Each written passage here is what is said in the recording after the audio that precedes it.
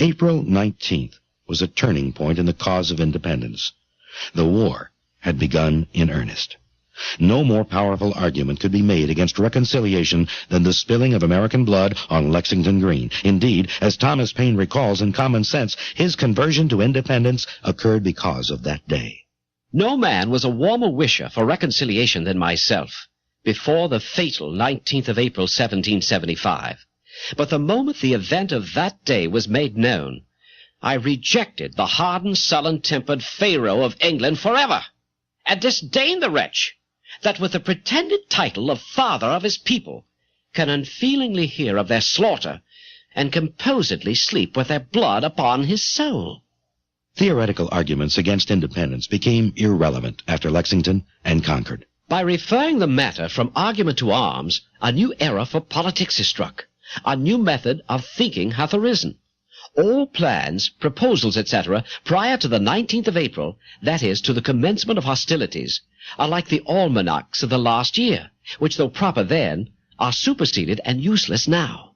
With the wisdom of hindsight, we can say that the eventual conversion of many Americans to independence was inevitable after the fighting at Lexington and Concord. It made both the Americans and the British more intractable. The Americans saw innocent patriots butchered by British soldiers as they attempted to defend their homes and families. The British saw loyal soldiers of the Crown who, in their efforts to restore law and order, were picked off by cowardly insurgents skulking behind rocks and bushes. The Second Continental Congress met in Philadelphia 3 weeks after this fighting. Military preparations were ordered throughout the colonies. George Washington was appointed Commander-in-Chief of the Continental Army, and plans were made to lay siege to the British forces occupying Boston. A month later, the famous Battle of Bunker Hill occurred. Still, the Continental Congress clung to its official line of reconciliation and loyalty to the British Crown. On July 8, 1775, it issued a petition to the king called the Olive Branch Petition. This petition defended colonial self-defense and resurrected the old line that evil advisers to the king, rather than the king himself, were to blame for British atrocities. The petition went on to say, "Attached to your Majesty's person, family, and government with all the devotion that principle and affection can inspire, connected with Great Britain by the strongest ties that can unite societies, and deploring every event that tends in any degree to weaken them, we solemnly assure your Majesty that we not only most ardently desire the former harmony between her and these colonies may be restored, but that a concord may be established between them upon so firm a basis as to perpetuate its blessings uninterrupted by any future dissensions to succeeding generations in both countries, and to transmit our Majesty's name to posterity, adorned with that signal and lasting glory that has attended the memory of those illustrious personages, whose virtues and abilities have extricated states from dangerous convulsions, and by securing happiness to others, have erected the most noble and durable monuments to their own fame." As this petition made its way to England across 3,000 miles of ocean, we may well imagine how radicals in the Continental Congress were sickened by its slavish appeal to George III. The radical case was strengthened some months later when Congress learned that the king had refused the Olive Branch Petition, that he had proclaimed the colonies to be in a state of rebellion, and that he had begun recruiting feared German mercenaries, Hessians they were called, to enforce order in the colonies. Such was the atmosphere in Philadelphia when Thomas Paine began work on Common Sense. The proponents of independence were frustrated by American hesitation in the face of British aggression. Even the latest rebuff from England did not persuade the Continental Congress to support independence, nor, as Paine noted, did independence find broad support among the general population. The events following Lexington and Concord, however, permit us to understand what contemporaries meant and what historians mean today when they say that Thomas Paine's Common Sense was perfectly timed and lit a powder keg that had been accumulating in America for some time. Historians tell us that Thomas Paine advanced no new arguments for independence. Even John Adams, always something of a curmudgeon, snarled that Paine's arguments were unoriginal, that the case for independence had been made long before this Englishman happened on the scene. There is truth in this claim. Thomas Paine was new to America, and he was no pioneer in his call for independence. But Paine's timing was perfect. Common sense hit a sensitive nerve at precisely the right time. And even more important, Thomas Paine could write to the common man. John Adams prided himself on his learning and scholarship. His writing, laced with classical references and quotations, could seem ponderous to the common man. Thomas Paine made no such claim to scholarship. He wrote plainly, simply, and with incredible effectiveness. Hailing from a lower-class background in England, Paine wrote in straightforward prose that appealed to the average man in a way that John Adams never could. Some historians have even suggested that common sense inaugurated a new style in political literature. John Adams may have known the arguments, but Paine knew both the arguments and the audience. While the Continental Congress was addressing petitions to the King's most excellent majesty and to his most gracious sovereign, Paine was calling the same king a freeloader with a gun. In England, a king hath little more to do than to make war and give away places, which in plain terms is to impoverish the nation and set it together by the ears. A pretty business indeed for a man to be allowed 800,000 sterling a year for, and worshipped into the bargain. Of more worth is one honest man to society and in the sight of God than all the crown ruffians that ever lived. While colonial scholars engaged in intricate debates about the historical origins of monarchical authority, Paine cut to the heart of the matter. Referring to William the Conqueror and the Norman conquest of 1066, Paine says, "A French bastard landing with an armed banditti and establishing himself King of England against the consent of the natives is in plain terms a very paltry, rascally original. It certainly hath no divinity in it. However, it is needless to spend much time in exposing the folly of hereditary right. If there are any so weak as to believe it, let them promiscuously worship the ass and lion, and welcome. I shall neither copy their humility nor disturb their devotion." Thomas Paine was not one to mince words, but a serious case for independence required more than a few good shots at the king. Resistance leaders respected theoretical arguments, but they were also seasoned politicians with a fixed eye on political realities. Even if an overwhelming theoretical case could be made for independence, England was not about to defer to superior arguments and go home. The 13 mainland colonies had no navy and no army to speak of except for the local citizen militias. Patrick Henry declared he was an American first and a Virginian second, but most Americans continued to identify with their provinces. Moreover, some colonies seemed to hate other colonies more than they hated Britain, especially when it came to conflicting land claims. Given these liabilities, what were the odds that the Americans could defeat the unmatched military power of England? Not very good, to say the least. And the odds were even worse when the Loyalists were figured in. Possibly 1/3 of the colonists wished to remain British subjects, and many of these Loyalists would fight on the British side if a full-scale war erupted. A war for independence would not only be a war against an imperial power, it would be a civil war as well, where neighbor would fight neighbor. This was a terrifying prospect, for civil wars are usually the bloodiest of wars. Thus, if Thomas Paine was to win his case, he had to argue on two fronts. He had to make the theoretical case for independence, and he had to convince the skeptics that America could emerge victorious in a war with Britain. Let us now turn to the text of Common Sense and see how Thomas Paine presents his arguments. Common Sense was first advertised for sale on January 9, 1776. Its complete title is Common Sense, addressed to the inhabitants of America on the following interesting subjects. 1. Of the origin and design of government in general, with concise remarks on the English Constitution. 2. Of monarchy and hereditary succession. 3. Thoughts on the present state of American affairs. 4. Of the present ability of America, with some miscellaneous reflections. Despite his lengthy title, Common Sense is a pamphlet, not a book. Its contents are fairly brief, and this permits us to quote a substantial portion of it in the course of presenting its arguments. We should also understand that Paine revised and expanded Common Sense after the first edition. However, since the first edition is the one that took America by storm, this is the edition considered here. Common Sense begins with a theory of society and government. Thomas Paine did not need to argue for this theory in detail, because most Americans, including those opposed to independence, shared his belief that government should be kept to the minimum necessary to protect individual rights. It was shrewd of Paine to launch his controversial defense of independence by establishing a common ground with his opponents. Some writers have so confounded society with government as to leave little or no distinction between them. Whereas they are not only different, but have different origins. Society is produced by our wants, and government by our wickedness. The former promotes our happiness positively by uniting our affections, the latter negatively by restraining our vices.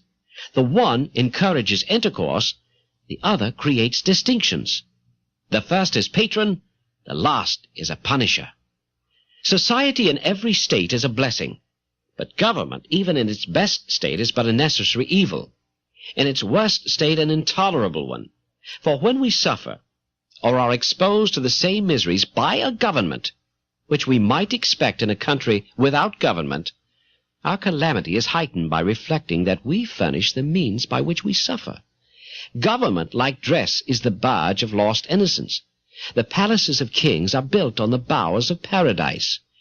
For were the impulses of conscience clear, uniform, and irresistibly obeyed, man would need no other lawgiver. But that not being the case, he finds it necessary to surrender up a part of his property to furnish means for the protection of the rest.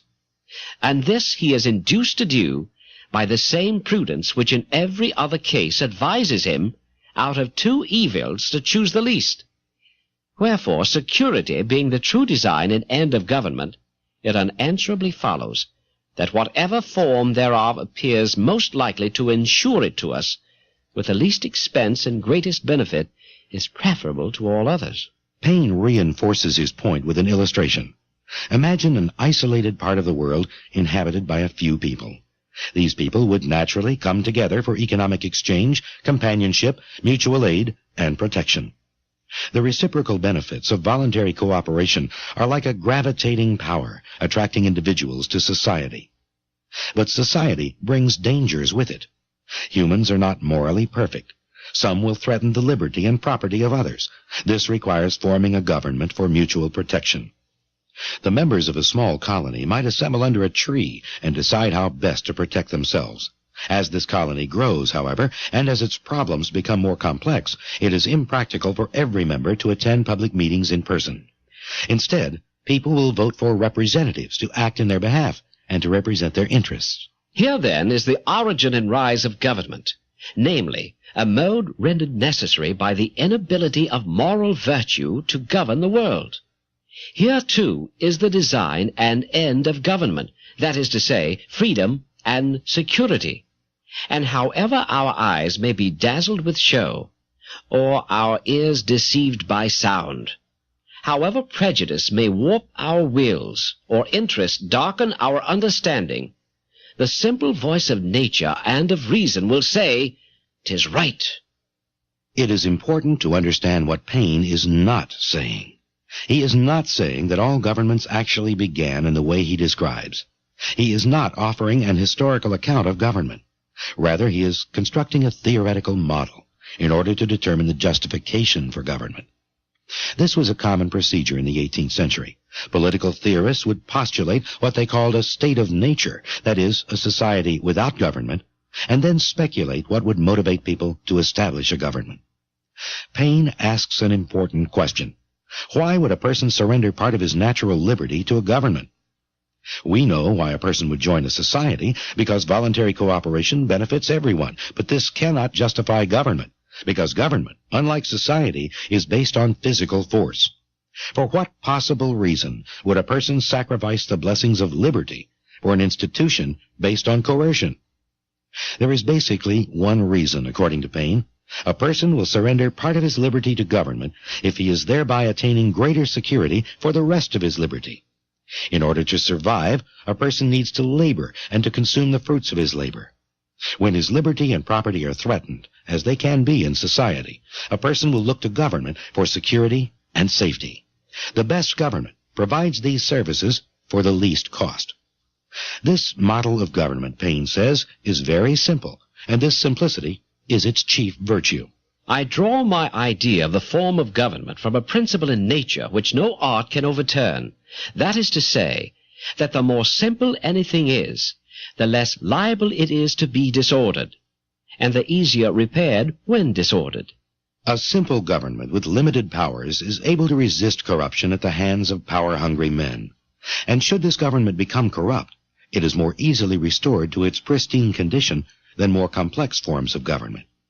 Here, Paine leaves the common ground from which he started and ventures into a controversial area. Although Americans agreed with Paine that government should protect liberty and property, many of them also believed that a complex form of government is most desirable. Indeed, many colonials admired the complexity exhibited by the British Constitution. We have said that the word Constitution was used rather loosely in the 18th century. It did not necessarily refer to a written document. In the controversy over simple versus complex government, the term British Constitution referred to the structure of the British government, especially to its division of powers in the King, the House of Lords, and the House of Commons. Each of these branches represented different interests, and each branch served to check the power of the others.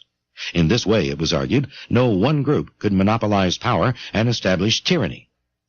This is where Americans got their theory of a division and balance of powers, a theory they eventually used in the United States Constitution.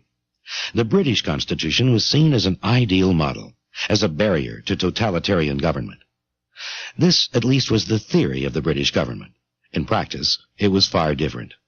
Even American defenders of the British Constitution acknowledged that it had become corrupt, that the executive power in the person of the King had acquired too much power. The King had gained undue influence over Parliament through a process known as patronage. This means that the King, by dispensing pensions and lucrative jobs, would bribe members of Parliament to vote according to his will. That the Crown is this overbearing part of the English Constitution needs not be mentioned, and that it derives its whole consequence merely from being the giver of places and pensions is self-evident. Wherefore, though we have been wise enough to shut and lock a door against absolute monarchy, we at the same time have been foolish enough to put the Crown in possession of the key. The majority of English politicians saw nothing wrong with this procedure. Patronage by the Crown had a long and honorable history. But one man's patronage is another man's corruption, and patronage in England was commonly seen as corruption in America. Although Thomas Paine mentions this corruption, it is not his main argument against British rule. If common sense had done nothing more than denounce corruption, it would have been indistinguishable from dozens of other pamphlets. Common sense created a sensation because it attacks the British Constitution in theory. Paine launches what he calls an inquiry into the constitutional errors in the English form of government. To say the British Constitution preserves liberty, Paine contends, is nonsense. Americans should stop fooling themselves. They should stop longing to restore a mythical balance of constitutional powers and see the British Constitution as it really is. To say that the Constitution of England is a union of three powers reciprocally checking each other is farcical. Either the words have no meaning, or they are flat contradictions. Far from safeguarding liberty, Paine says, the complexity of the British Constitution makes it worse in some ways than even a despotic government. Absolute governments, though the disgrace of human nature, have this advantage with them, that they are simple. If the people suffer, they know the head from which their suffering springs, know likewise the remedy, and are not bewildered by a variety of causes and cures. But the Constitution of England is so exceedingly complex that the nation may suffer for years together without being able to discover in which part the fault lies. Some will say in one and some in another, and every political physician will advise a different medicine. Defenders of England pointed to the liberty enjoyed by Englishmen, maintaining that this liberty was made possible by the British Constitution. Paine disagrees. The King is as powerful in England as in any other country, owing to his power of patronage, and the so-called Constitution does not check this power. The prejudice of Englishmen in favor of their own government by King, Lords, and Commons arises as much or more from national pride than reason. Individuals are undoubtedly safer in England than in some other countries, but the will of the King is as much the law of the land in Britain as in France, with this difference, that instead of proceeding directly from his mouth, it is handed to the people under the more formidable shape of an Act of Parliament. For the fate of Charles I hath only made kings more subtle, not more just. Charles I, remember, was executed in the mid-17th century after the English Civil War. This may have taught future kings to be less obvious, Paine remarks, but they still wield tremendous power. Why, then, does England enjoy a greater degree of liberty than other countries in Europe? Paine gives a straightforward answer. Wherefore, laying aside all national pride and prejudice in favor of modes and forms, the plain truth is that it is wholly owing to the constitution of the people, and not to the constitution of the government, that the crown is not as oppressive in England as in Turkey. A central part of Paine's attack on the British Constitution is his total rejection of hereditary monarchy. There are some natural distinctions among human beings, but the distinction between king and subjects is not one of them. There is a distinction for which no truly natural or religious reason can be assigned, and that is the distinction of men into kings and subjects. Male and female are the distinctions of nature, good and bad the distinctions of heaven. But how a race of men came into the world so exalted above the rest, and distinguished like some new species, is worth inquiring into, and whether they are the means of happiness or of misery to mankind. Paine next discusses the biblical view of monarchy. His interpretation is questionable at times, and we need not explore it in detail. Paine's appeal to the Bible is understandable, given the influence of the Bible on 18th century writers, but given Paine's personal views, his emphasis on the Bible is rather curious. Years after writing Common Sense, Thomas Paine authored an infamous attack on Christianity entitled Age of Reason.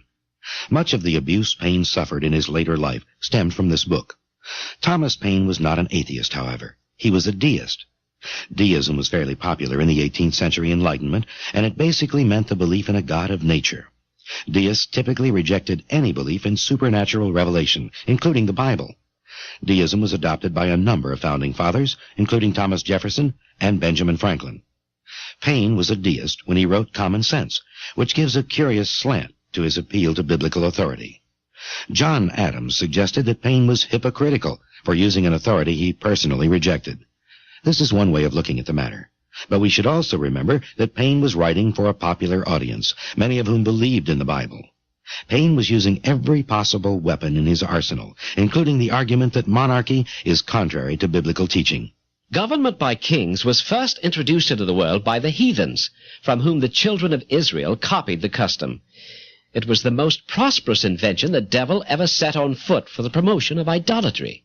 Another way Paine attacks monarchy is to trace its beginnings in history. Paine argues that monarchy originated in violence and conquest, which strips it of legitimacy. It is more than probable that could we take off the dark covering of antiquity and trace them to their first rise, that we should find the first of them nothing better than the principal ruffian of some restless gang, whose savage manners or preeminence in subtlety obtained him the title of chief among plunderers, and who by increasing in power and extending his depredations overawed the quiet and defenseless to purchase their safety by frequent contributions. Paine now applies his general theory to the origin of the British monarchy. That William the Conqueror was an usurper is a fact not to be contradicted. The plain truth is that the antiquity of English monarchy will not bear looking into. In short, monarchy and succession have laid not this or that kingdom only, but the world in blood and ashes. 'Tis a form of government which the word of God bears testimony against, and blood will attend it. Having completed his critique of monarchy in the British Constitution, Paine moves on to economic considerations.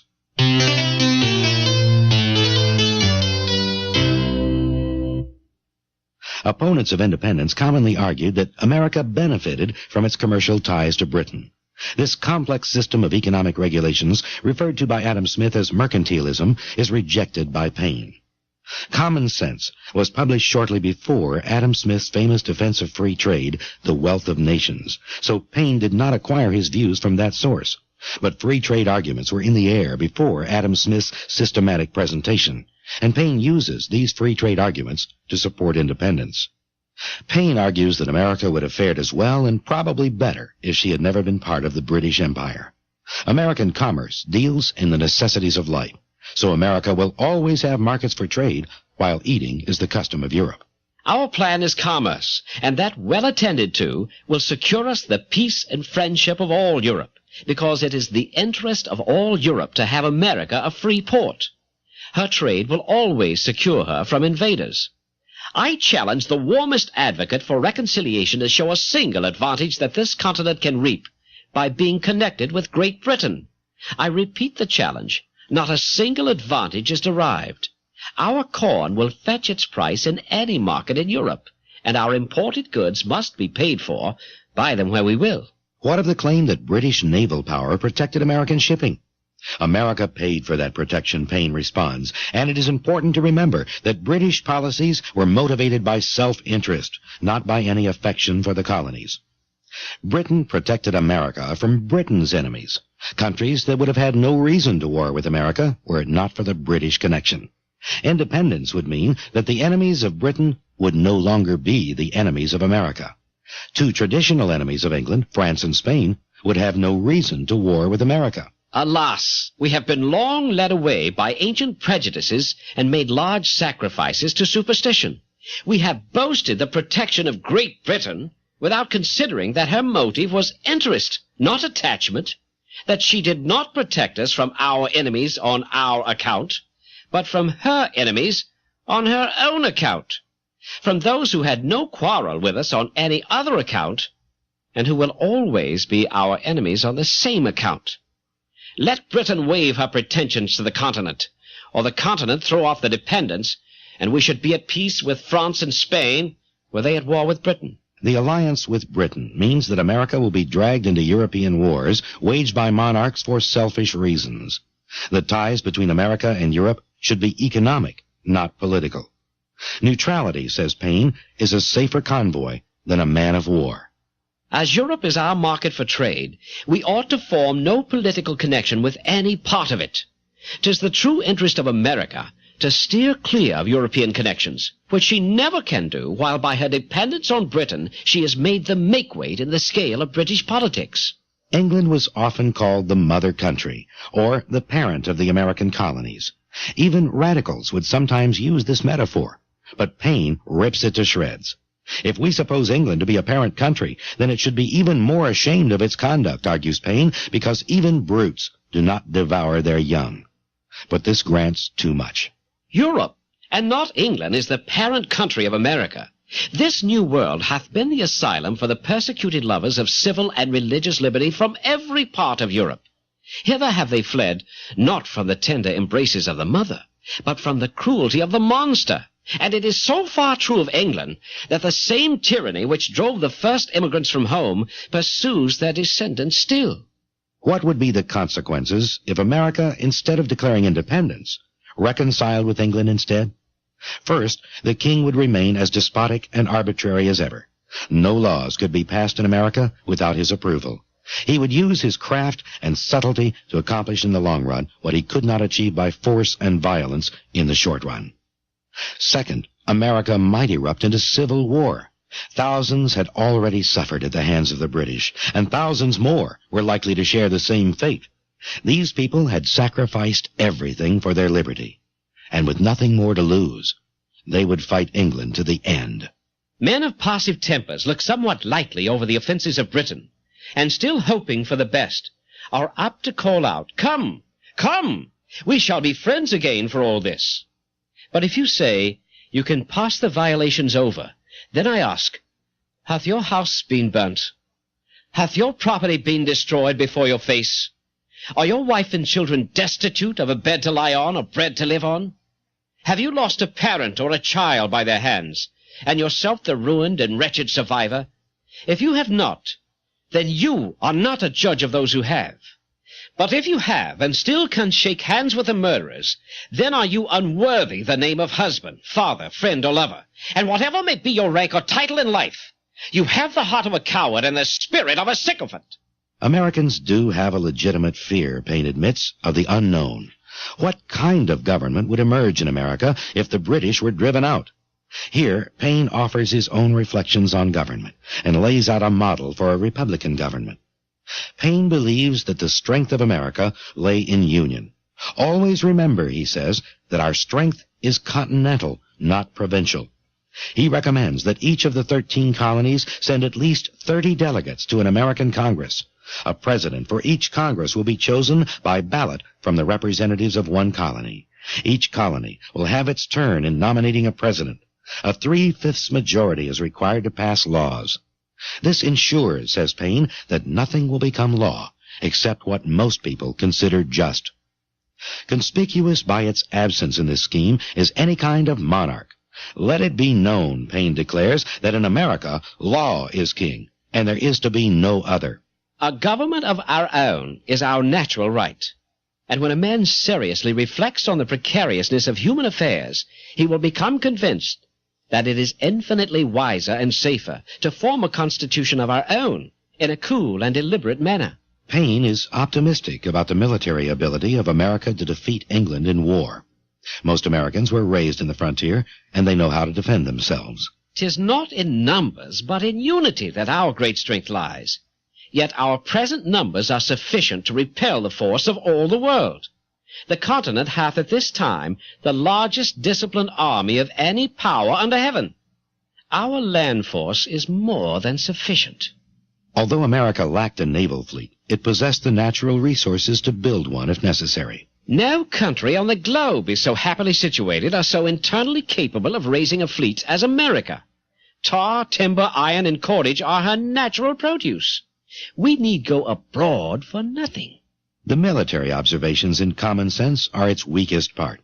Paine overestimates the ability of America to build a naval fleet strong enough to challenge the British, and he underestimates the ability of the English to put their full fleet into service. On this issue, various delegates to the Continental Congress were more astute. They realized that America would have to depend on France for naval power. They also realized that France would not aid the colonies unless the goal of the war was independence rather than reconciliation. Why would France assist America if, after defeating Britain, France's traditional enemy, America simply rejoined the British Empire? This practical consideration persuaded a number of colonial leaders to the cause of independence. Common sense, therefore, has its strong points and its weak points. The theoretical arguments and vigorous polemics are generally more convincing than the practical arguments. This helps to explain why common sense converted many average people to the cause of independence, but probably had little influence on the deliberations of the Continental Congress. These strong arguments and ringing passages are also the parts of common sense that make it more than a period piece. Over 200 years after American independence, they continue to capture the essence of the American dream. The sun never shine on a cause of greater worth. 'Tis not the affair of a city, a county, a province, or a kingdom, but of a continent, of at least 1/8 part of the habitable globe. 'Tis not the concern of a day, a year, or an age. Posterity are virtually involved in the contest, and will be more or less affected even to the end of time by the proceedings now. We began with a quotation from John Adams about the power of ideas. Thomas Paine was to undergo many hardships in his life, but he, like other founding fathers, never lost confidence in the power of ideas to reshape societies. Long after the publication of Common Sense, near the end of his life, Paine reaffirmed this conviction. An army of principles will penetrate where an army of soldiers cannot. It will succeed where diplomatic management would fail. It is neither the Rhine, the Channel, nor the ocean that can arrest its progress. It will march on the horizon of the world, and it will conquer.